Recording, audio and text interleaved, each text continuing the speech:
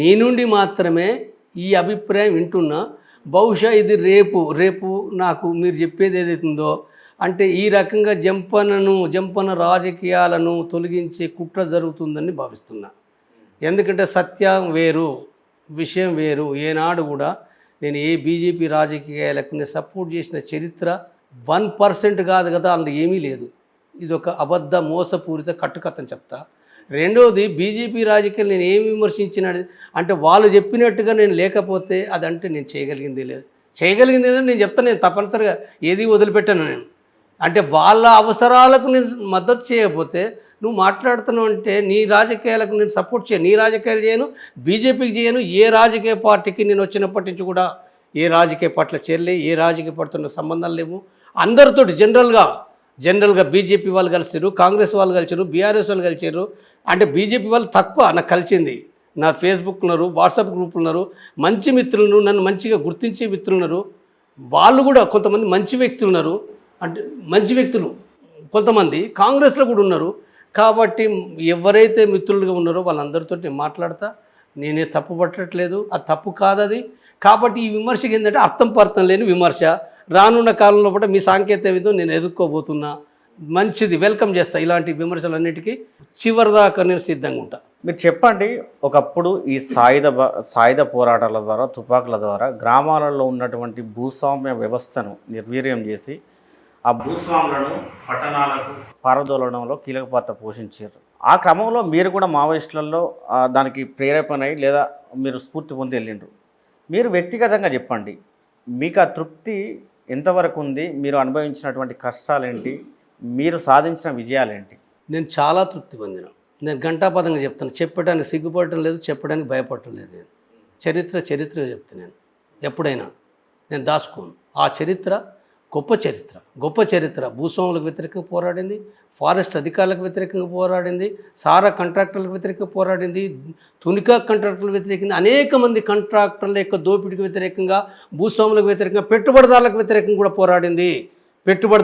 అది భూస్వాములే ప్రధానం అన్నప్పటికీ పెట్టుబడిదారులకు వ్యతిరేకంగా కూడా పోరాడింది, అవినీతికి పోరాడింది, లంచగొండితనానికి వ్యతిరేకంగా పోరాడింది, సమాజంలో కూడా అన్ని రుగ్మతలకు, అన్ని అణచివేతకు, మహిళల విషయంలో వాళ్ళకి సపోర్ట్గా నిలబడ్డది, పితృస్వామికి అణచివేతను వ్యతిరేకించింది, గుండాల దాడిని వ్యతిరేకించింది. ఇలాంటి కోకొలు లక్షలాది ఘటనలు చరిత్ర అనేకంగా ఉన్నది. ఆ చరిత్ర ఈ దేశం లోపట అంటే ముఖ్యంగా పీపుల్స్ వార్, నేను గత నక్సల్బరీ చరిత్ర ఉన్నది, అది వేరే విషయం.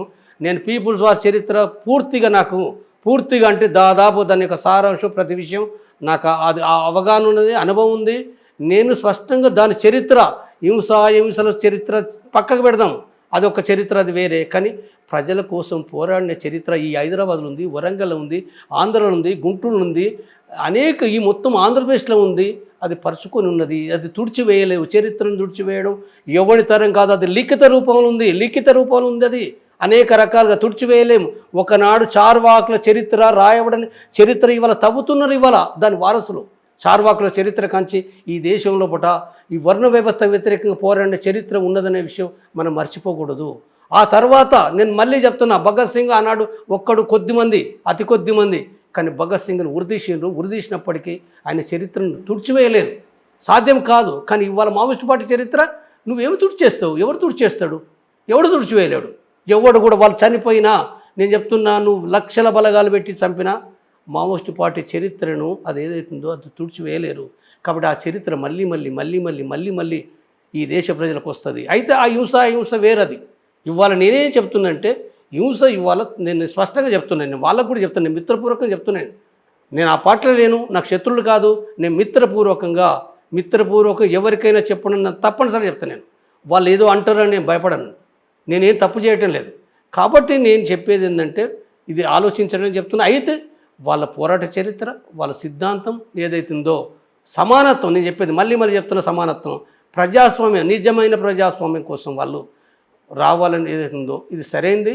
కాబట్టి వాళ్ళు ఈ సమాజంలోకి వచ్చి వాళ్ళు ఒక పార్టీగానే మావోయిస్టు, నేను మళ్ళీ చెప్తున్నా, మావోయిస్టు పార్టీగానే వాళ్ళు రావాలి. వాళ్ళు ఈ సమాజంలో పట్ల వాళ్ళు మాట్లాడాలి. వాళ్ళు ఈ సమాజంలో మారిన పరిస్థితిని అర్థం చేసుకుంటూ ఈ దేశంలో పట్ల వాళ్ళు ఈ ప్రజలను చైతన్యవంతం చేయడానికి శక్తివంచన కృషి చేయాలని నేను మాట్లాడుతున్నా. వాళ్ళు చేయడం అనేది ఉందో అది ఒక మంచి విషయం అవుతుంది, అది చెయ్యాలి. వాళ్ళు స్పష్టంగా వాళ్ళ అవగాహన ముందట పెట్టాలని నేను మళ్ళీ వాళ్ళకి విజ్ఞప్తి చేస్తున్నా. కానీ ఎక్కడో ఒకప్పుడు లభించినటువంటి ప్రజా మద్దతు, సంఘీభావం, ఆదరణ ప్రజల నుండి ఈరోజు మావోయిస్టులు కోల్పోయారు అని అంటే ఏమంటారు మీరు? కోల్పోయిందండి నేను చెప్పడం కాదు, వాళ్ళే కోల్పోయి వాళ్ళకి తగ్గిందనే విషయం వాళ్ళ డాక్యుమెంట్లో ఏనాడో రాసుకున్నారు. 12 రాసుకున్నాం, నేను ఉన్నప్పుడే రాసుకున్నాం, అందరు కలిసి రాసుకున్నాం, 16లో రాసుకున్నాం, 17 డిసెంబర్లో వచ్చిన. వాళ్ళు ఏమి ఈ విషయాలు గుర్తించడానికి ఏనాడు వెనకం చేయలే. నాకు తెలుసు వాళ్ళ నిజాయితీ పట్ల నాకు ఆ గౌరవం ఉంది స్పష్టంగా. వాళ్ళ సమీక్షలున్నాయి, స్పష్టమైన సమీక్షలున్నాయి. బయట వీళ్ళకి ఏం తెలియదు. ఏనాడు కూడా వాళ్ళు లైన్ ఒక్కటి తప్ప చాలా విషయాల్లో వాళ్ళు నిజాయితీగానే వాళ్ళు సమీక్షించుకుంటుండ్రు.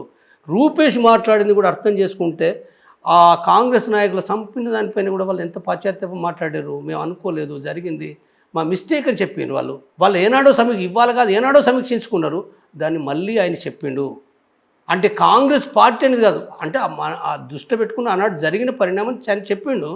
కాబట్టి వాళ్ళు శ్రీపాదరావు చంపింది ఏంటంటే ఒక లోకల్ దళం జరిగింది, పార్టీ విధానాల ప్రకారం జరగలే చెప్పినావు. నేను ఆనాడు సెక్రటరీని, తెలంగాణ సెక్రటరీ ఉన్నా, ఆనాడే చెప్పినావు. అది అందరికీ అందలేము. నేను ఒక ఇంటర్వ్యూ ఒక డాక్యుమెంట్ చేస్తే డాక్యుమెంట్లు దాంట్లో కూడా నేను అర్ధగంట మాట్లాడినా శ్రీపాదరావు గురించి స్పష్టంగా చెప్పిన. నేను ఆ పార్టీ ఏం సమీక్షించింది నేనే చెప్తున్నాను విషయం. కాబట్టి చాలా తప్పులు, కొన్ని మిస్టేక్స్ వాళ్ళు చెప్పకపోతే చాలా వరకు వాళ్ళు సమీక్షించుకున్నారు వాళ్ళు. అయితే లైన్ ఫస్ట్ ఇవ్వాలా, ఆ లైన్ అనేది ఉందో అది మారితే వాళ్ళు బయటికి రావడం అంటే ఒక గౌరవప్రదంగా చర్చలు జరిగి ఆ చర్చలు కూడా సఫలమైనప్పుడు జరిగేది వాళ్ళు సాయుధ పోరాట విరమణే, దానికి ఏమీ లేదు. అట్లయితేనే శాంతి అనేది అట్లే ఉంటుంది తప్ప, లేకపోతే నేను మళ్ళీ చెప్తున్నా ఏమీ లేదు, మళ్ళీ పోయి గంతే తుపాకులు కంటిన్యూ చేస్తే యుద్ధమే కదా. మీరు అల్టిమేట్గా అడవుల నుంచి తుపాకులు వీడి రాజ్యాంగబద్ధంగా ప్రజాస్వామ్యయుతంగా ఎన్నికలలో పాల్గొని మీరు పోరాటం చేయాలని చెప్తున్నారా? మీరు ఎన్నికల పోరాడతారా లేదా అనేది సెకండరీ విషయం. వాళ్ళు కనుక అంటే ఇప్పుడు నేను చెప్పిన దాని ప్రకారం జరిగితే వాళ్ళు అన్ని నిర్ణయాలు తీసుకునే శక్తి సామర్థ్యం నాకంటే వాళ్ళకే ఎక్కువ ఉన్నాయి. నాకంటే ఎక్కువగా అన్నీ ఆలోచించగలరు. నాకు తెలుసు, చాలా అనుభవం ఉన్న అవగాహన ఉన్న వాళ్ళు అనేక మంది ఉన్నారు. అలా అనేక నాయకత్వ శ్రేణి ఉన్నది. కాబట్టి తగిన నిర్ణయాలు వాళ్ళు తీసుకోగలరు. నేను ఇప్పుడు ఈ సందర్భంగా నేను మాట్లాడే కంటే కూడా నేను ఏం చెప్తున్నా, ఇంతవరకు నేను శాంతి సాధనకు సంబంధించిన దాంట్లో పాటు సరైన దాన్ని కొనసాగే విధంగా మీరు ప్రభుత్వందే ఇప్పుడు ప్రధాన బాధ్యతని చెప్తున్నా. మీరు స్పష్టంగా చాలా చెప్పిండ్రు, మరింత అవసరమైతే మరింత స్పష్టం చేయండి. నేను మీకు అంటే నా శాంతి కమిటీగా చెప్తున్నాను. నేను మీపై నేను ప్రెషర్ పెట్టడం లేదు, తుది నిర్ణయం మీదే. శాంతి కమిటీగా చెప్పడం నా బాధ్యత. మేము చెప్పినవి అన్నీ మీరు స్వీకరించాలని లేదు. మీ పైన మేము ఏమీ చేయడం, కేంద్ర ప్రభుత్వాన్ని కూడా మేము మళ్ళీ చెప్తున్నాం, కాల్పుల విరమణ ప్రకటించడం ద్వారా అభ్యర్థిస్తున్నాం. మేము ఆదేశించడం లేదు, ఆదేశించే శక్తి మాకేం లేదు. మేము చాలా చిన్న వ్యక్తులు, మేము శాంతిని కోరుకునే వ్యక్తులుగా ఈ ప్రజలకు చెప్తున్నాం. కేంద్ర ప్రభుత్వాన్ని అభ్యర్థిస్తున్నాం. రాజకీయాలు కాదు, నాకు కేంద్ర ప్రభుత్వమే చేయాలి తప్ప ఇంకెవరూ చేయలేరు ఈ దేశంలో, ఓన్లీ కేంద్ర ప్రభుత్వం. కాబట్టి కేంద్ర ప్రభుత్వం దీన్ని అర్థం చేసుకొని తప్పనిసరిగా శాంతి సాధించబడుతుంది. మీరు ఏదైతుందో విశాల హృదయంతో మీరు కొనసాగించండి అని అభ్యర్థిస్తున్నాను నేను. ఎందుకంటే ప్రాణాలు కాపాడాలి, ఈ దేశంలో శాంతి రావాలి. వ్యక్తిగతంగా జంపన్న పాల్గొన్న మిలిటెంట్ ఉద్యమాలలో ఎక్కువగా ప్రాణ నష్టం కలిగి అయ్యో ఇలా చేయకుండా ఉండాల్సింది అని పశ్చాత్తాపడ్డ సందర్భం ఏదైనా ఉందా?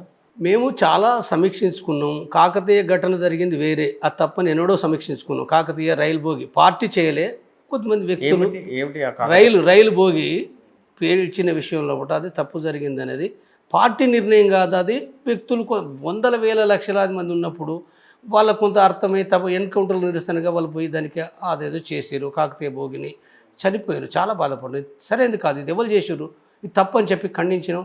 వాళ్ళపైన చర్యలు కూడా తీసుకున్నారు. వాళ్ళే పెద్ద అదేం కాదు, మామూలు వాళ్ళు గ్రామంలో కూడా ఉండేవాళ్ళు. ఇది తర్వాత మేము కొన్ని సందర్భంలో మేము చంపిన సంఘటనలు, చంపిన దాంట్లో కూడా ఇది తప్పు జరిగింది. ఒక ఇన్ఫార్మర్ అయినప్పటికీ మనం చెప్పి మార్చవలసిన వ్యక్తిని చంపినాం.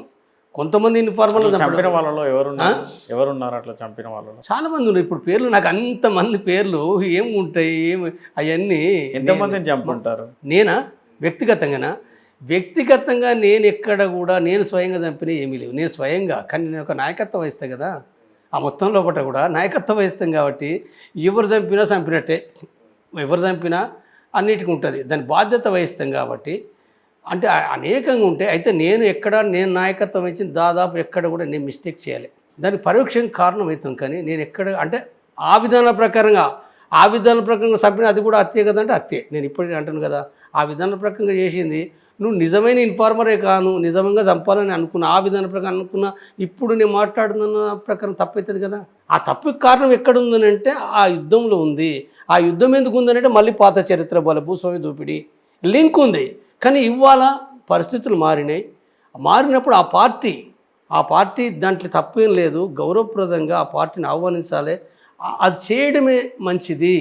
అది చేయడం ద్వారా సమాజానికి మంచిది, ఆ పార్టీకి మంచిది, కేంద్ర ప్రభుత్వానికి మంచిది, సమాజానికి మంచిది. అందుకోసమే అందరు కోరండి, రాజకీయాలు పెట్టకండి. రాజకీయాలు పెడితే నాశనం అవుతాయి. దళిత ఉద్యమాలకు రాజకీయాలు ఉన్నాయి, బీసీ ఉద్యమాలకు రాజకీయాలు ఉన్నాయి, ఈ దేశంలో ప్రతి సమస్యకు రాజకీయాలు ఉన్నాయి. సమస్య సాల్వ్ అయ్యే వాటిని రాజకీయాలతోటి ఏళ్ళకేళ్ళు దశాబ్దాల తరబడి అది పెండింగ్లో ఉంటాయి. దాని కోర్టులని అదని ఇదని ఉంటాయి. కానీ దీనికి అట్లా కాదు, ప్రాణాలు పోతున్నాయి. నేను మళ్ళీ చెప్తున్నా, మీరు రాజకీయాలు చేయకండి, స్పష్టంగా మీరు శాంతిని కోరండి. పోలీసులారా నేను మళ్ళీ విజ్ఞప్తి చేస్తున్నాను, మీరు మాట్లాడండి. మీరు ఏ రకంగా మీరు ఎక్కడ ద్వేషపూరిత వ్యాఖ్యలు చేయకండి. నేను లెఫ్టిస్టులను కూడా కొడుతున్నా, మీరు ద్వేషపూరిత వ్యాఖ్యలు కాకుండా ఇద్దరి మధ్యన శాంతి కుదిరే విధంగా, శాంతి సాధనకు అవసరమైన విషయాలు మాట్లాడండి. తప్పనిసరిగా శాంతి సాధనకు అవసరమైన విషయాలు అందరూ మాట్లాడాలి. ఇప్పుడు మీతో పాటు శాంతి చర్చలలో ఎవరెవరు పాల్గొంటున్నారు? ఇప్పుడు ఎవరెవరు పాల్గొంటున్నారో మా కమిటీ ప్రకటించినాం కాబట్టి ఆ కమిటీకి సంబంధించిన వివరాలు ఏవైతున్నాయో ఇప్పుడు మనకి చర్చ అవసరం లేదు. ఏ కమిటీ ఏదైతుందో మనం అది మాట్లాడుకునేటప్పుడు మాట్లాడదాం. కారణం ఏంటంటే ఇప్పుడు చర్చలో మీతో పాటు పాల్గొంటున్న వారే గతంలో చర్చలలో మధ్యవర్తిత్వం వహించారు వాళ్ళు కూడా. ఇప్పుడు గతంలో మధ్యవర్తిత్వం గత చరిత్రలకు దీనికి పోలికే లేదు. నేను స్పష్టంగా చెప్తున్నా, గత చరిత్రకు దీనికి సంబంధం ఉన్నమాట వాస్తవమే. గత చరిత్రలో కూడా వాళ్ళ చర్చలకు ప్రక్రియ చేసిన వాళ్ళపైన ఆనాటి చరిత్రలో అది మనం గౌరవించదగిందే, ఆ అనుభవాల నుంచి నేర్చుకోవాల్సిన విషయమే. కానీ గత చరిత్రలాగానే ఇది ఉండదని నేను మళ్ళీ చెప్తున్నాను. నేను గత చరిత్రలాగా శాంతి కమిటీ ఉండదు. శాంతి కమిటీ చాలా స్పష్టమైన అవగాహనతోటి అది స్టార్ట్ అయింది, స్పష్టమైన అవగాహనతోటే స్టార్ట్ అయింది. అది కొనసాగి తీరుతుంది, అది 100% కొనసాగి తీరుతుంది. ఒకవేళ కేంద్రం లేదా బీజేపీ ప్రభుత్వం ఒప్పుకోకపోతే ఏం చేస్తారు? ఒప్పుకోకపోతే ఇప్పుడు ఈ ప్రశ్నలు చేసుకొని ఇప్పుడు ఇది చేస్తాం అది చేస్తామంటే కాదు కదా. ఒప్పుకోవడానికి మేము సర్వ ప్రయత్నాలు చేస్తున్నాం. ఒప్పుకోవాలని మా నమ్మకం ఉంటుందిగా, నమ్మకం లేకపోతే పనే చేయకూడదు. ఏ నమ్మకం లేనోడు పని బంద్ పెట్టుకోవాలి, చర్చలన్నీ మాట్లాడుతుంది. నేను స్పష్టంగా చెప్తాను, మళ్ళీ చెప్తాను, నీ నమ్మకం లేకపోతే నువ్వు చర్చలు ఎందుకంటున్నావు? యుద్ధం చేయి, నువ్వేం చేస్తావో చేయి, లేకపోతే దాన్ని విమర్శించు, ఎట్లా గెరావు చేస్తావో చేయి. నీకు నమ్మకం లేకపోతే నువ్వు ఎట్లా యుద్ధం చేస్తావో ఎట్లా పోరాడుతావో పోరాడు. కానీ చర్చలు ఎందుకంటున్నావు? నువ్వు శాంతి ఎందుకంటున్నావు? నేనేమంటున్నా, శాంతి అంటున్నా, చర్చలు అంటున్నా, కాల్పుల విరమణ అంటున్నా. నేను అనుకుంటున్న దాన్ని నేను చివరి వరకు నాకు నమ్మకం ఉన్నంత వరకు అది మాట్లాడతా. ఎవరు రారు, ఇద్దరు మొండి కొట్టాలి, ఏమి జరగదు అనుకున్న రోజు నేను వదులుతున్నా. మళ్ళీ సమాజంలో ఉంటుంది, నేను ఒక్కని కాదు, ఈ సమాజంలో అనేక పిడికడి మంది కూడా కాదు, కమిటీలు కూడా కాదు. నేను మళ్ళీ చెప్తున్నా, పిడికడి మంది కమిటీలు డిసైడ్ చేయలేవు. ఈ సమాజంలో ప్రజలు, ప్రజాస్వామికవాదులు ఖచ్చితంగా డిసైడ్ చేస్తారు. అది వాళ్ళు ఏం చేయాలనో వాళ్ళు చేస్తారు. అది చేయకపోతే ఒప్పిస్తారు, ఒప్పుకోకపోతే అప్పుడు రాజకీయ పరిణామాలు వేరు ఉంటాయి. ఎవరైనా, నేను మావోయిస్టులకైనా ప్రభుత్వానికైనా, అంటే ప్రభుత్వం ఇప్పుడు ఎక్కువ మొండి వైఖరి, వాళ్ళు చాలా స్పష్టంగా ఉన్నారు. నేను భయపడి కూడా, నాకేదో వాళ్ళ చేత భయం కూడా కాదు నేను చెప్పేది. వాళ్ళ అనుకూలంగా చాలా మాట్లాడింది కాబట్టి, చాలా విషయాలు స్పష్టంగా ఉన్నారు కాబట్టి ఇప్పుడు బంతి కేంద్ర ప్రభుత్వం చేతిలో ఉంది. వాళ్ళు దిగి రావడానికి మేము అన్ని రకాల ప్రయత్నం చేస్తాం, మాట్లాడతాం కదా. మేము మాట్లాడతాము, రకరకాల అనేక మంది ప్రజాస్వామికవాదులు మాట్లాడతారు. వాళ్ళ మనసు ఎందుకు కరగదని ఎందుకు అనుకోవాలి? అదొక ప్రభుత్వంగా మరి నేను అంటే చాలా చరిత్రలో చాలా జరిగినాయి. అశోకుడు మరి మారిండు కదా. అశోకుడు ఎంతమందిని చంపిండు చరిత్రలో పుట్ట, లక్షలాది మందిని చంపిండు. ఆ తప్పోపాధి అంటే కొన్ని అబద్ధాలనే నాకు తెలియదు, కానీ ఎక్కువ మందిని చంపింది అయితే వాస్తవం. అంటే యుద్ధకాంక్షతోటి, రాజ్యాకాంక్షతో చాలామంది చంపిండు. మరి ఏమైండు? మార్చుకున్నాడు కదా. మారని ఎట్లుంటారండి? ఇప్పుడు నేను మారినా కదా. ఇప్పుడు నేనే ఉదాహరణ, నేను ఆ లైన్ వదిలేసి అంటే లైన్ వదిలేసినాం కదా. అనేక మంది శాంతి అనేది అవుతుందో ఇవాళ వచ్చినప్పుడు పోలీసులు ఎవరంటే ఉద్యోగులు, వాళ్ళకి ఎందుకు ఉంటుంది? నేను ఒకతను కలిసిండు అంటే పాత చరిత్ర చెప్పిండు, ఇది కరెక్ట్ కాదు కదా అన్న. ఆయన ఏమన్నాడు, కరెక్టే, మరి ప్రభుత్వం డిసైడ్ చేస్తే మంచిదే, ఇది శాంతి లభిస్తే మంచిదే అన్నాడు. జరగాలని కోరుకున్నాడు ఆయనే ఇండివిజువల్గా కూడా శాంతి జరిగితే మంచిదని కోరుకున్నాడు. ఒకటండి, మరి అంటే ఇప్పుడు ఇవి ఎందుకు మారాయి అనుకుంటున్నాం మనం? దీంట్లో పేదల కోసం పోరాటం చేస్తున్నటువంటి మావోయిస్టులు కానీ లేదా ఉద్యోగరీత్యా ఇటువైపు పోరాటం చేస్తున్నటువంటి పోలీస్ శాఖలో కానీ అందరూ సామాన్యులే, అందరూ పేద మధ్యతరగతి కుటుంబాల నుండి వచ్చిన వాళ్ళే. ఒకవేళ యుద్ధం జరిగినా ఈ పోరాటం కొనసాగినా అంతిమంగా మళ్ళీ ప్రాణాలు కోల్పోయేది కూడా సామాన్యులే. ఈ విషయం చాలా స్పష్టంగా మీకు తెలుసు, సమాజానికి తెలుసు, ప్రభుత్వాలకు కూడా తెలుసు. కానీ ఎక్కడ ఇది ఫుల్ స్టాప్ పడకుండా ఎందుకు కొనసాగుతుంది అంటే ఈ వైరుధ్యం? మీరు శాంతి చర్చలను ఇప్పుడు దీన్ని ముందుకు ప్రస్తావన తీసుకొస్తున్నారు, కానీ ఈ విషయం ఇరు వర్గాలకు తెలుసు కదా, ప్రజాస్వామ్యయుతంగా పోరాటం చేయాలని తెలుసు కదా, రాజ్యాంగబద్ధంగా చేయాలని తెలుసు కదా. ఇప్పుడు ఉన్న కేంద్ర బలగాలతో మనం పోరాటం చేయలేము, ఇప్పుడు ఈ ఆధునికత ఈ టెక్నాలజీ అంతా మనం వాటిని నిలువరించలేము, మనం ఫైట్ చేయలేమని తెలుసు కదా. ఎందుకు ఎప్పటి నుండో ఈ ప్రయత్నం కొనసాగట్లేదు? ఇప్పుడు ఈ ప్రయత్నం ఏంటంటే, నేను గతంలో మావోయిస్ట్ పార్టీ అవగాహన వేరు. గతంలో వాళ్ళ విముక్తి ప్రాంతాలు, గెరిలా యుద్ధము ఇది ఉన్నది, ఈ స్పష్టత ఉన్నది, వాళ్ళు చేసిర్రు, నాకు తెలుసు అది. ఇప్పుడు వాళ్ళు మాట్లాడేదంటే డిఫరెన్స్ వచ్చింది, చాలా డిఫరెన్స్ వచ్చింది. ఈ డిఫరెన్స్ వచ్చింది కాబట్టి వాళ్ళు మాట్లాడుతున్నారు. ఈ డిఫరెన్స్ వచ్చింది కాబట్టి వాళ్ళు పరివర్తన కావాలని అనుకుంటున్నారు. నేను చెప్తున్నా, నాకు అర్థమైంది. నాకు అర్థంగా వేరే వాళ్ళకి వేరే ఉండొచ్చు. జంపని ఎట్లా అనుకుంటాడు, ఈయనేమి చూసిండా, వాళ్ళు ఏమైనా మాట్లాడానంటే ఇవన్నీ నేను పట్టించుకోను. నాకు అర్థమైన అనేక విషయాలు నేను మాట్లాడితే ఎవరికి నేను జవాబుదారి కాదు. మావోయిస్ట్ పార్టీ నాకు తప్పని చెప్తే వాళ్ళు చెప్తారు. మావోయిస్ట్ పార్టీ కేంద్ర కమిటీ, మావోయిస్ట్ పార్టీ అభిమానులు అనే వాళ్ళకి ఏమని అర్థం కావచ్చు, నేను పట్టించుకోను. మావోయిస్ట్ పార్టీ కేంద్ర కమిటీ జంపన్న అవగాహన తప్పని చెప్తే చెప్పొచ్చు, చెప్పే రైట్ దానికి ఉంది. కాబట్టి ఇక్కడ వాళ్ళు ఏంటిదనే విషయాన్ని వాళ్ళు ఈ చర్చలకు వచ్చినప్పుడు, ఈ సఫలమైనప్పుడు, ఆ తర్వాత అన్ని విషయాలు వాళ్ళే చెప్తారు. నాకంటే ఎక్కువ వాళ్ళు చెప్తారు. నాకంటే ఎక్కువగా వాళ్ళు కనుక అంటే చర్చలు సఫలమయ్యి వాళ్ళు ఈ మార్గంలోకి వచ్చినప్పుడు వాళ్ళు చాలా విషయాలు చెప్తారు. నేను ఊహించి చెప్పడం